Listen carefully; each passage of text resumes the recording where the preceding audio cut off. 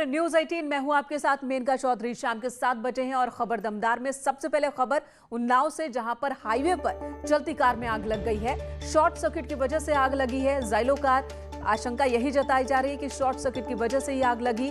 Car सवार सकुशल है, किसी तरह से कूदकर उन्होंने अपनी जान बचाई है। कार से बाहर निकले किसी तरह वो। लखनऊ से उन्नाव लौटते वक्त ये हादसा हुआ। आग की सूचना पाकर पुलिस की टीम भी मौके पर पहुंची, जिसके बाद फायर ब्रिगेड ने कड़ी मशक्कत के बाद इस आग पर काबू पाया। तस्वीर आप देख रहे हैं, हाईवे के पास की ये तस्वीर है जहां पर चलती कार में अचानक आग लग गई। उधर पूर्व ब्लॉक प्रमुख अजीत सिंह हत्याकांड का आरोपी शूटर गिरधारी पकड़ा गया। लखनऊ में मऊ जिले के पूर्व ब्लॉक प्रमुख अजीत सिंह की गोली मारकर हत्या हुई थी और इस मामले में पुलिस के हाथ ये बड़ी कामयाबी लगी है। दिल्ली पुलिस के आउटर नॉर्थ जिले के स्पेशल टास्क फोर्स ने अजीत सिंह हत्याकांड के आरोपी शूटर गिरधारी को गिरफ्तार किया। पुलिस ने उसके पास से 9 mm की एक पिस्टल भी बरामद की है। आरोपी से पूछताछ चल रही है। और तस्वीर आपको दिखाते हैं आजमगढ़ से अगली खबर, जहां पर पुलिस के साथ एनकाउंटर बदमाशों का हुआ है। इसमें पुलिस ने कुंटू सिंह के 2 गुर्गों को गिरफ्तार किया है। अजीत सिंह हत्याकांड में कुंटू सिंह मुख्य आरोपी है। कुंटू सिंह के 2 गुर्गों सोफियान और शिवम को गिरफ्तार किया गया।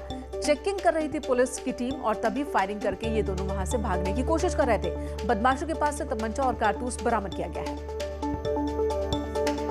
कुंटू सिंह के ये 2 गुर्गे गिरफ्तार किए गए। गिरधारी पहले ही गिरफ्तार किया जा चुका है, कल उसकी गिरफ्तारी हुई। अजीत सिंह हत्याकांड में मुख्य आरोपी कुंटू सिंह ही है, जो कि जेल में बैठकर वहां से उसने साजिश रची। गिरधारी को इस हत्याकांड की सुपारी दी गई और गिरधारी ने इसे अंजाम दिया। कल उसकी गिरफ्तारी हुई और आज 2 और गुर्गे कुंटू सिंह के उसकी गिरफ्तारी हुई है। तस्वीरें आप देख रहे हैं, आजमगढ़ में ये दोनों की गिरफ्तारी पुलिस के एनकाउंटर के बाद हुई है।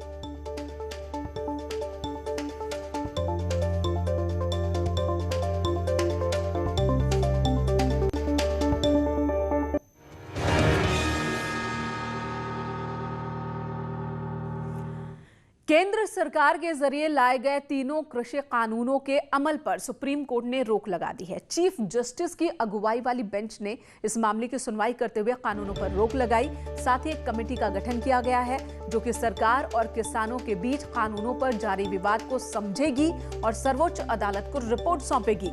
सुप्रीम कोर्ट ने किसान संगठनों को साफ तौर पर कहा कि मामले का हल निकालना जरूरी है, तो कमेटी के सामने पेश होना होगा। ऐसे में अब कोई भी मुद्दा होगा तो कमेटी के सामने उठाया जाएगा। साथ ही सुप्रीम कोर्ट ने यह भी साफ किया कि कमेटी कोई मध्यस्थता कराने का काम नहीं करेगी, बल्कि निर्णायक भूमिका निभाएगी। दिल्ली की सीमाओं पर किसान आंदोलन के लिए आज का दिन काफी अहम रहा। केंद्र सरकार और किसानों के बीच कृषि कानून पर लगातार वार्ताओं के बीच आज सुप्रीम कोर्ट में सुनवाई हुई। सुप्रीम कोर्ट ने सभी पक्षों को सुनने के बाद अगले आदेश तक तीनों कृषि कानून पर रोक लगा दी है। किसान सरकार से तीनों कृषि कानून को वापस लेने की मांग कर रहे हैं। लगभग 1.5 महीने से दिल्ली के चारों ओर धरने पर बैठे हैं। अब तक सरकार और किसानों के बीच कई दौर की वार्ता हुई, लेकिन कोई समाधान नहीं निकला और 15 जनवरी को भी किसानों और सरकार के बीच बातचीत प्रस्तावित है। लेकिन इसी बीच सुप्रीम कोर्ट ने इन कानूनों पर रोक लगा दी है। साथ ही अदालत ने 4 विशेषज्ञों की कमेटी का गठन भी कर दिया है। ये कमेटी किसानों से बातचीत करेगी और इस कमेटी की रिपोर्ट पर ही सुप्रीम कोर्ट आगे अपना फैसला सुनाएगी। किसानों के वकील ने सुप्रीम कोर्ट के फैसले को किसानों की जीत बताया है। हाँ, देखिए, ये किसानों की जीत है, किसानों की जीत है। माननीय सर्वोच्च न्यायालय सुप्रीम कोर्ट ने जो हम लोगों की पिटीशन थी सुप्रीम कोर्ट में इन कानूनों के खिलाफ, ये कानून लागू नहीं होने चाहिए, उन कानूनों को लागू न करने के लिए सुप्रीम कोर्ट ने आज स्टे कर दिया है।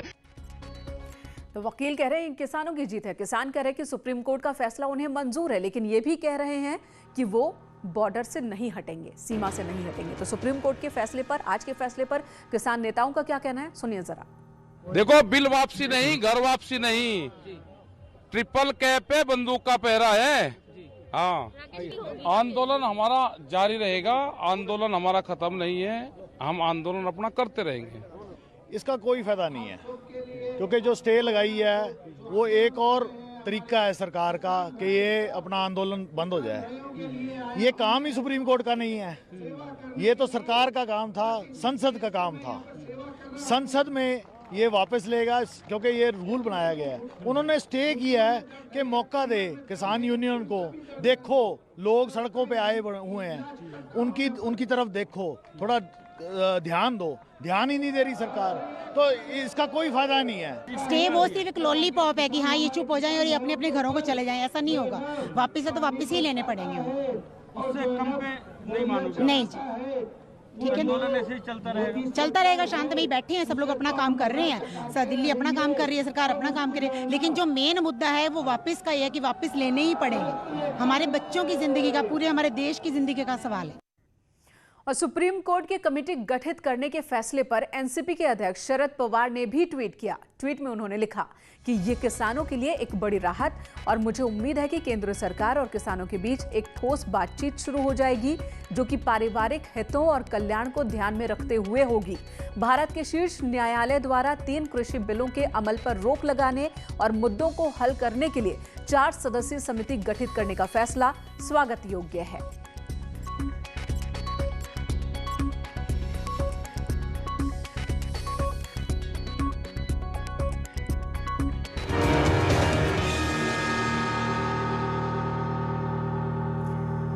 चलिए अब बर्ड फ्लू की बात कर लेते हैं। यूपी सरकार ने बड़ा फैसला लिया है। प्रदेश में पक्षियों के आयात पर रोक लगा दी गई है। 24 जनवरी तक पक्षियों के आयात पर रोक लगी रहेगी। यूपी से सटे राज्यों से आयात पर पूरी तरह से रोक लगाई गई है। यूपी को बर्ड फ्लू नियंत्रित क्षेत्र घोषित किया गया है। कोरोना के खतरे के बीच अब बर्ड फ्लू की दस्तक ने लोगों की मुश्किलें और बढ़ा दी हैं। इसको देखते हुए उत्तर प्रदेश सरकार ने बड़ा फैसला लिया है। प्रदेश सरकार ने यूपी की सीमा से लगे हुए राज्य जैसे राजस्थान, हरियाणा, मध्य प्रदेश और हिमाचल प्रदेश में बर्ड फ्लू के संक्रमण को देखते हुए यूपी को कंट्रोल एरिया घोषित कर दिया है। इसके तहत अब दूसरे राज्यों से पक्षियों के आयात पर पूरी तरह से रोक लग गई है। ये प्रतिबंध 24 जनवरी तक लागू रहेगा और नियम तोड़ने वालों के खिलाफ सख्त कार्रवाई की जाएगी। अन्य राज्यों में फैले बर्ड फ्लू के संक्रमण को देखते हुए उत्तर प्रदेश सरकार ने एक बड़ा फैसला किया है, जिसके तहत 24 जनवरी तक उत्तर प्रदेश को कंट्रोल एरिया यानी नियंत्रित क्षेत्र घोषित किया गया है, जिसके तहत 24 जनवरी तक उत्तर प्रदेश में पक्षियों के आयात पर प्रतिबंध लगाया गया है। सरकार का ये मानना है कि उत्तर प्रदेश में अभी बर्ड फ्लू के केसेस कम हैं, लेकिन सीमावर्ती राज्य से पक्षियों को यहाँ लाने पर संक्रमण का खतरा बढ़ सकता है। चलिए बात पूर्वांचल की सियासत की करते हैं, जो कि आज काफी गर्मा गर्म रही। एक तरफ समाजवादी पार्टी के अध्यक्ष अखिलेश यादव जौनपुर के दौरे पर है, तो दूसरी तरफ यूपी में अपनी जमीन तलाश रही एआईएमआईएम के मुखिया असदुद्दीन ओवैसी आज पूर्वांचल के दौरे पर है। 2022 में एआईएमआईएम ओम प्रकाश राजभर की सुहेलदेव भारतीय समाज पार्टी के साथ गठबंधन कर यूपी में अपना खाता खोलना चाहती है, और इस दौरान ओवैसी ने पहले यूपी का दौरा न करने के पीछे भी वजह बताई। उन्होंने बताया कि अखिलेश पर उन्होंने निशाना साधते हुए कहा कि अखिलेश यादव की सरकार ने, समाजवादी पार्टी की सरकार ने 12 बार यूपी में उनके आने को रोका है। तो वहीं ओवैसी की यूपी में मौजूदगी को बीजेपी का खेल समाजवादी पार्टी के अध्यक्ष बता रहे हैं। और इधर जौनपुर पहुंचे समाजवादी पार्टी के अध्यक्ष अखिलेश यादव ने ओवैसी के पूर्वांचल दौरे पर बीजेपी को निशाने पर लिया। उन्होंने कहा कि आने वाले समय में अभी और कुछ भी देखने को मिल सकता है। देखिए ये भारतीय जनता पार्टी का खेल देखना आने वाले समय में कैसा कैसा खेल होता है। अभी तो चुनाव में 1 साल है, 1 साल के अंदर न जाने क्या क्या देखने और सुनने को मिलेगा।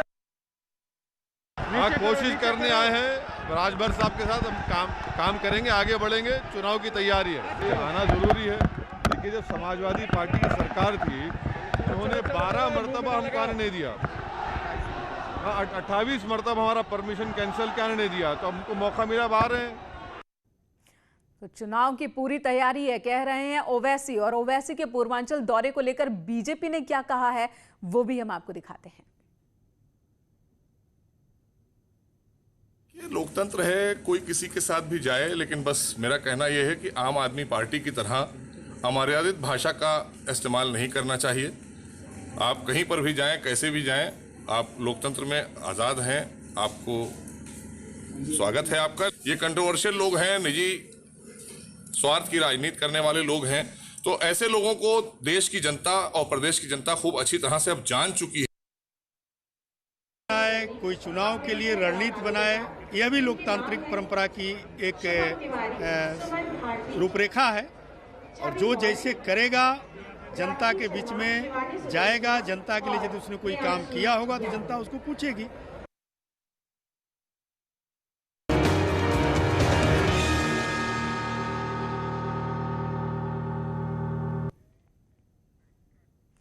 और इसी बीच सबसे बड़ी खबर आज की ये रही कि कोरोना वैक्सीन की पहली खेप लखनऊ पहुंच गई है। सीरम इंस्टीट्यूट ऑफ इंडिया में तैयार हुई कोविशील्ड वैक्सीन आज लखनऊ पहुंची। वैक्सीन स्टोरेज के लिए प्रदेश में 18 स्टेट बनाए गए हैं, सभी सेंटर्स बनाए गए हैं।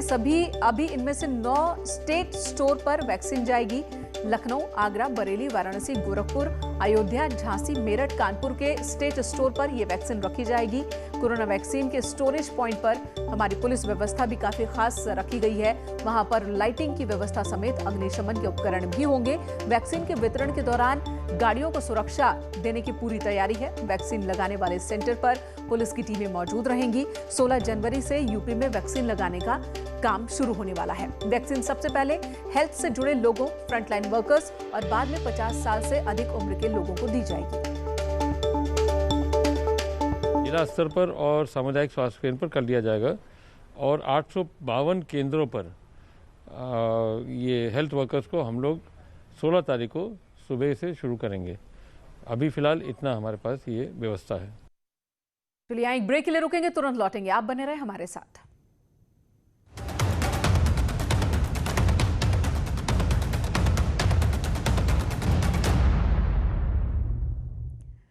आज प्रधानमंत्री नरेंद्र मोदी ने राष्ट्रीय युवा दिवस के मौके पर वीडियो कॉन्फ्रेंस के जरिए दूसरे राष्ट्रीय युवा संसद महोत्सव के समापन समारोह को संबोधित किया।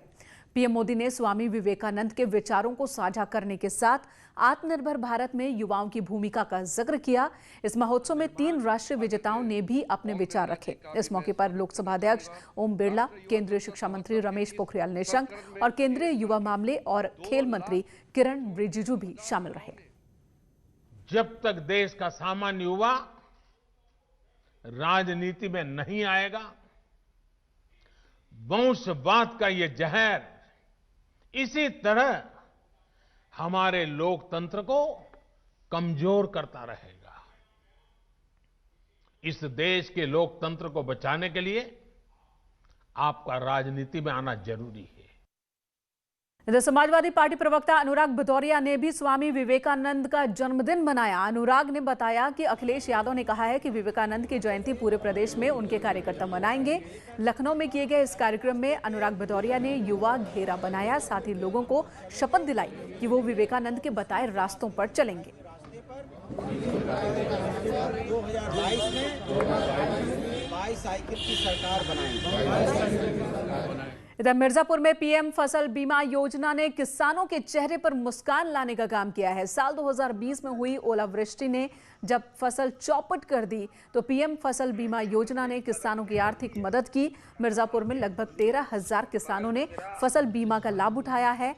बीमा के तौर पर किसानों के खाते में 23 करोड़ से ज्यादा रुपए ट्रांसफर किए गए। यहाँ के किसानों की माने तो पीएम फसल बीमा योजना से उनकी बहुत मदद हुई है, वरना जिस तरह से फसल बर्बाद हुई थी उनके नुकसान की भरपाई कर पाना इनके लिए आसान नहीं था। लोग आए और फसल हमारी कुल नष्ट हो गई तो देखे तो कहे कि मोदी जी तुम लोगों को कुछ देंगे, तो हम लोग को सोचे कि ठीक है मिलेगा, तो 1,84,000 हमको मिला। मोदी जी योगी जी बोले थे कि किसान क्रेडिट कार्ड बनवाने में उसमें बीमा भी बनवाना है, तो हम लोग बीमा भी बनवाए थे। तो ओला पड़ने के 4 महीने 5 महीने बाद मेरा क्या कहते हैं बीमा का पैसा 1,84,000 रुपये आया। तो 3 से 4 महीने बाद ही हमें उसका लाभ मिला और 2,42,000 रुपये हमें जब मिले 3 से 4 महीने बाद, तो हम लोगों को एक बहुत बड़ा उत्साह मिला। उस सब बाद बीमा का लाभ हमको मोदी जो ये लगाए थे फसल बीमा का, हम लोग बीमा कराए थे, उसका हम लोगों को भरपूर बीमा का लाभ मिला। इधर विकास के मामलों में लखनऊ पूरे प्रदेश में टॉप 3 शहरों में है। सरकार ने आज एक रैंकिंग जारी की है जिसमें लखनऊ को 3रा स्थान मिला। प्रदेश के सभी 75 जिलों को इस रैंकिंग में शामिल किया गया। सर्वे के मुताबिक रैंकिंग निकाली गई जिसमें यह देखा गया कि किस जिले ने सरकारी योजनाओं को कितने अच्छे से लागू किया। इस लिस्ट में पहले नंबर पर बागपत जिला है।